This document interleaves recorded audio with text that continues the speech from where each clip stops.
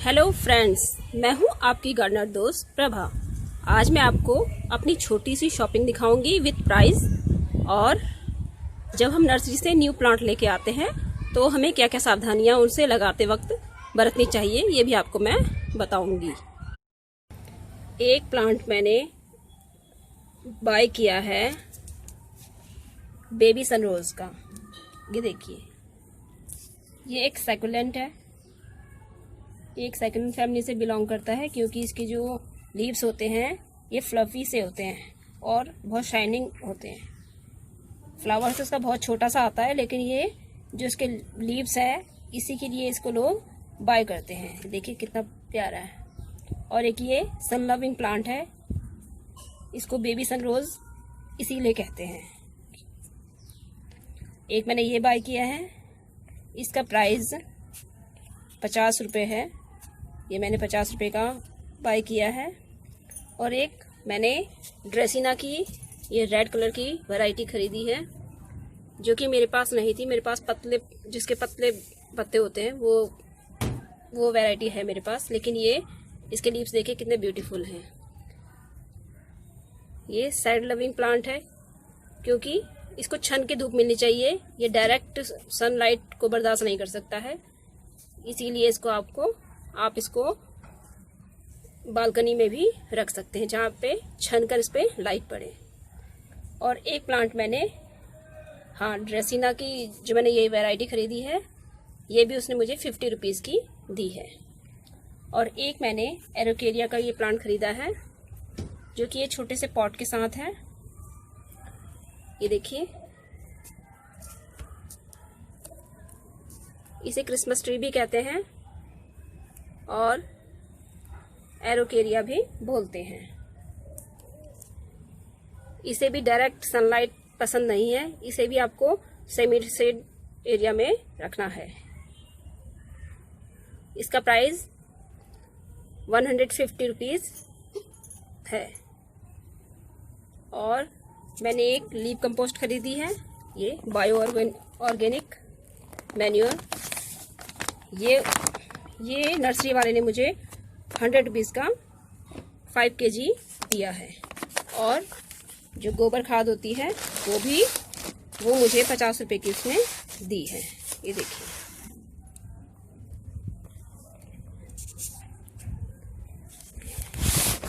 गोबर खाद तो अभी गर्मियों में नहीं डालनी चाहिए क्योंकि ये गर्म होती है, लेकिन लीव कंपोस्ट आप डाल सकते हो। ये फल फूलों के लिए बहुत अच्छी होती है। और मैंने ये 2 पॉट भी बाय किए हैं, जो कि मैंने नर्सरी से नहीं लिए हैं, जो प्लास्टिक का जो सामान बेचते हैं उनसे लिए हैं। ये मुझे उन्होंने 15 रुपीज़ का दिया है। 2 मैंने खरीदे हैं 30 रुपीज़ के। और अब मैं आपको ये बताऊंगी कि नर्सरी से लाए गए प्लांट को कब रिपोर्ट करना चाहिए, क्योंकि अभी गर्मियाँ चल रही हैं। तो आपको इनकी जो रूट्स हैं उनको डिस्टर्ब बिल्कुल भी नहीं करना। जैसे आप लाए हो वैसे ही पॉलीथीन सिर्फ हटानी है और डायरेक्ट इसको गमले में लगा देना है। और इसकी मिट्टी कैसे बनानी है, इन तीनों की मिट्टी लगभग एक ही प्रकार की बनती है। और जब भी आप मिट्टी बनाएं, गमले की जो सॉइल है वो तैयार करें, तो ये ध्यान रखें कि वो वेल ड्रेन होनी चाहिए, चाहे वो किसी भी प्लांट की क्यों ना हो, क्योंकि प्लांट पे जब पानी अटकेगा तो वो प्लांट की जड़ों को सड़ा देता है। इसीलिए आपको वेल ड्रेन पॉटिंग सॉइल बनानी है। अब देखिए मैंने इसके लिए क्या क्या लिया है। मैंने इसके लिए इन तीनों को मैं एक ही तरह की सॉइल में लगाऊंगी, जिसमें कि बदरपुर, जो कि रिवर सैंड जिसको बोलते हैं, जितनी मैंने रिवर सैंड ली है उतनी ही मैंने कोकोपीट ली है, और उतनी ही लीव कंपोस्ट ली है, और उतनी ही मात्रा में मिट्टी ली है।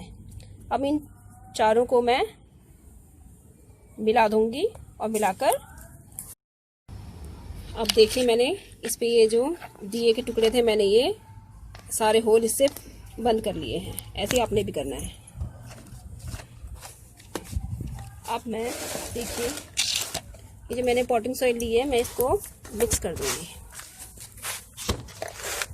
कोकोपीट और जो रिवर सैंड हम इसलिए लेते हैं ताकि हमारी जो मिट्टी है वो वेल ड्रेन बने।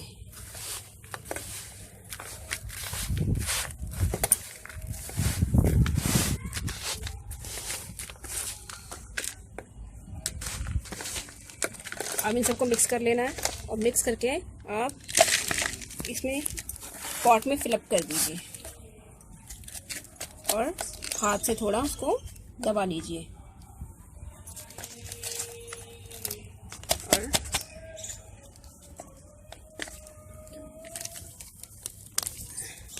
आपको जब नर्सरी से प्लांट को लाएं तो उसको उसकी जो रूट्स को उसको डिस्टर्ब ना करें। ये जो इसकी पॉलीथीन है इसको काट के निकाल लें और बिल्कुल डिस्टर्ब नहीं करना आपको।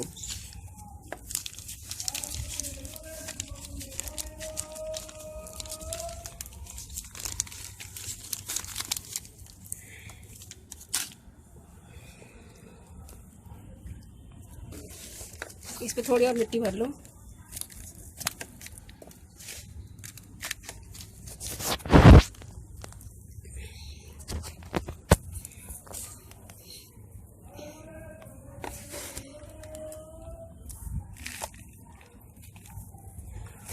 इसको आप अच्छे से भर लीजिए। किनारे से इसको थोड़ा थोड़ा दबा भी लेना ताकि इसमें जो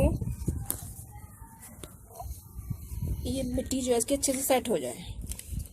इसमें जो बीच में जगह नहीं होनी चाहिए, जगह बनेगी तो उसमें एयर रहेगी तो उससे आपका प्लांट की जो रूट्स वो खराब हो सकती हैं।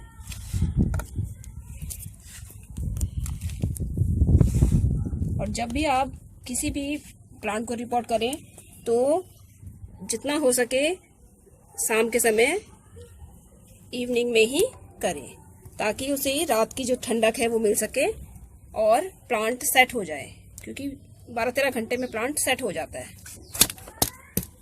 अब देखिए मैं नर्सरी से इसको लेके आई थी, लेकिन ये देखिए किनारे से इसके जो है ये टूट रहा है, तो मैं इसकी कटिंग भी लगा लूंगी। यहाँ से मैं काट के इसको और किसी पॉट में भी लगा लूंगी, क्योंकि बेबी सनरोज की कटिंग भी बहुत ईजिली लग जाती है।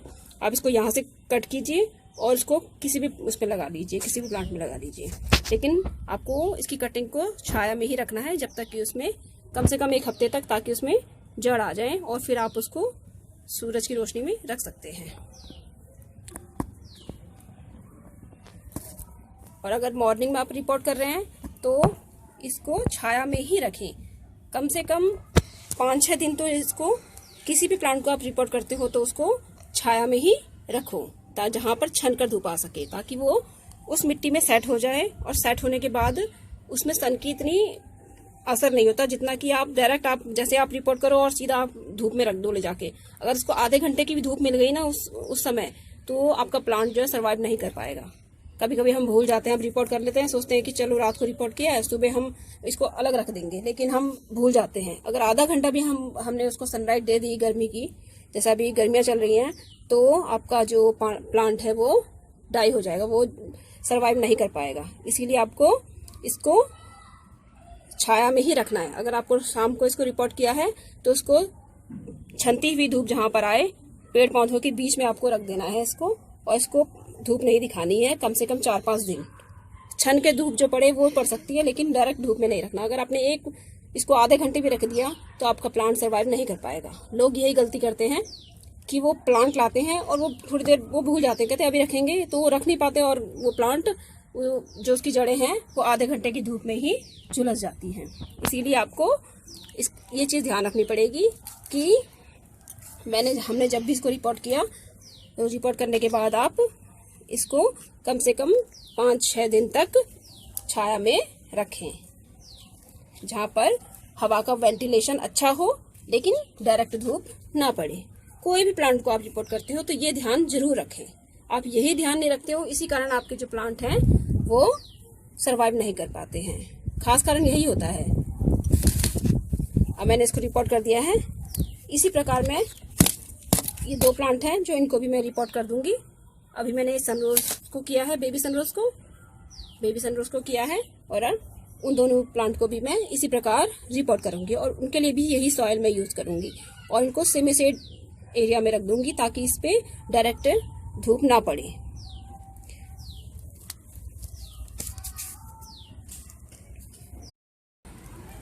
बेबी सनरोज एक सन लविंग प्लांट है, तो आप इसको रिपोर्ट करने के बाद 3-4 दिन बाद आप इसको पूरी धूप में रख सकते हैं। लेकिन एरुकेरिया और ड्रेसिना को आप सेमी शेड एरिया में रखना, क्योंकि ये ज़्यादा धूप में अपने आप को बचा नहीं पाते हैं। इनको ज़्यादा धूप बर्दाश्त नहीं होती है, इनके टिप जो है जलने लग जाते हैं। इसीलिए आप इनको सेमी शेड एरिया में ही रखें। और जिस भी प्लांट को आप रिपोर्ट करें उसे उसके साइज के हिसाब से ही गमला प्रोवाइड करें। छोटा प्लांट हो तो उसे छोटा गमला ही प्रोवाइड करें, और जब बड़े प्लांट होते हैं उनको बड़े गमले की आवश्यकता होती है। ये ध्यान भी आपको रखना है। रिपोर्ट करने के तुरंत बाद ही इसे छाया वाले एरिया में रख देना है, क्योंकि अगर इसे 10 मिनट की धूप भी इसको मिल गई रिपोर्ट करे हुए प्लांट को, तो इसका सरवाइव करना बहुत मुश्किल हो जाता है। इसीलिए ये ध्यान भी आपको रखना है। यही वे बातें हैं जो कि आपको नर्सरी से लाए गए प्लांट के रिपोर्ट करते समय अपनानी है, जिससे कि आपका प्लांट खूब ग्रो करेगा और हेल्थी रहेगा। अगर आपको मेरा वीडियो पसंद आया हो तो लाइक कर दीजिएगा, सब्सक्राइब कर दीजिएगा और कमेंट करना ना भूलिएगा। Thanks, bye.